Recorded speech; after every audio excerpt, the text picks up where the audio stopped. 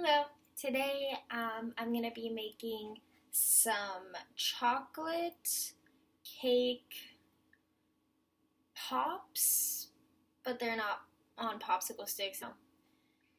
I've made it before. It was really good, so I thought I would just share how I make it. So I am eating gluten-free, so I found this mix of cake mix, and it's very, very good. I highly recommend it if you are gluten-free. If you're not, I guess you could still use it, then no problem there.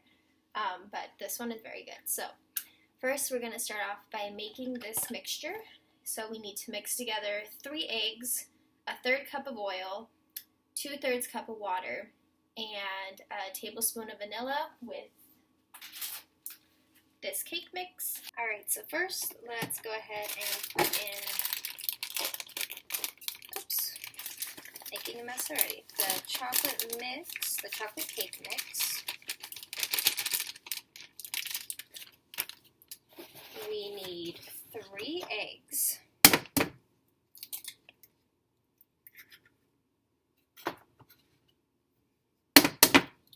I'm terrible at cracking eggs.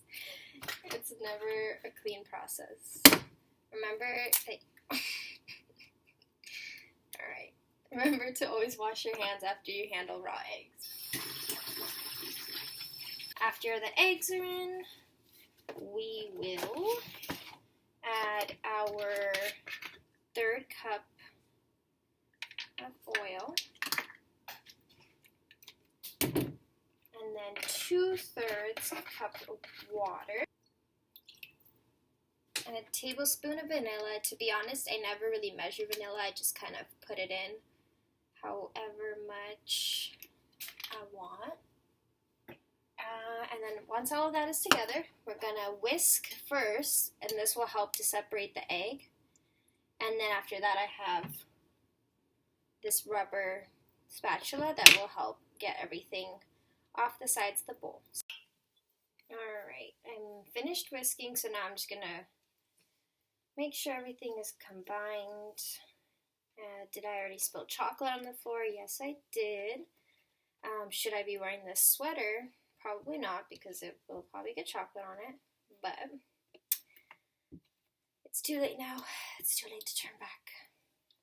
Okay, so this is all combined, and we're gonna pour this into, I'm gonna make some cupcakes, or not cupcakes, sorry, like muffins, and then also some of the cake balls. So I'm gonna use a muffin tin to put everything in there, but you can just use a baking sheet, like a baking tray, to make yours as if it was a cake, because we're going to take it apart anyway once it's out of the oven and baked completely through.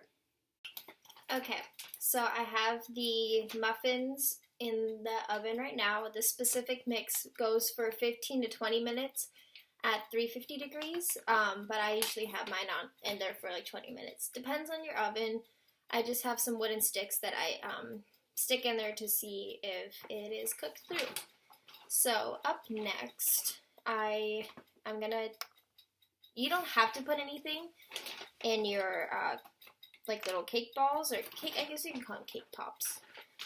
Cake pops if you don't want to, but I enjoyed putting raspberry jam in mine.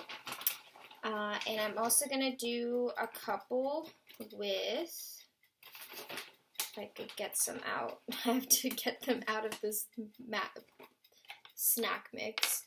I'm going to put some crushed almonds into some of them as well. So, whatever you want to add that you like to have in your cake or your cake pop. You can also drizzle on like chocolate or caramel, anything like that at the end. Alright, so I have my little bag of crushed almonds. I am also going to put some raspberry jam in some of them. And then at the end, I'm going to melt some chocolate chips to drizzle on top. So, alright, so this part, you can just be as carefree as you want.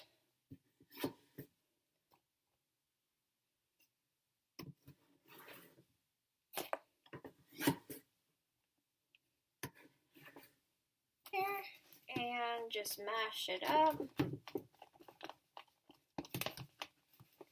Don't forget that the pan that you just put in the oven is hot. Sometimes you can just easily forget to go to grab it if you're touching other things that don't need an oven mitt, so just remember that.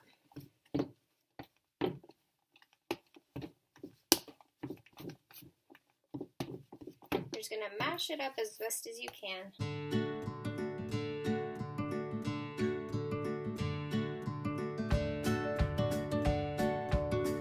Alright, now you're going to go ahead and set this in the fridge to let it cool down for, it's not going to take too long. It doesn't need to be completely cold, but just cool enough that you can touch them.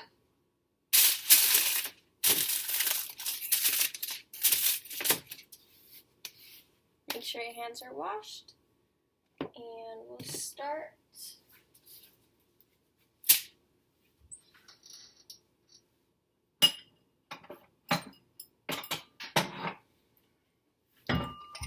Doing bigger bowls would be easier, but we're just gonna use these small ones for now.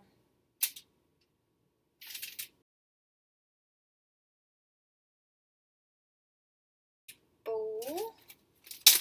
This one we will add the almonds. On we will add some raspberry jelly. Mix that in. I'm actually going to add some chocolate syrup as well to act kind of as a binder in holding it all together better. Okay. I'm going to let this sit. This looks good on its own, honestly.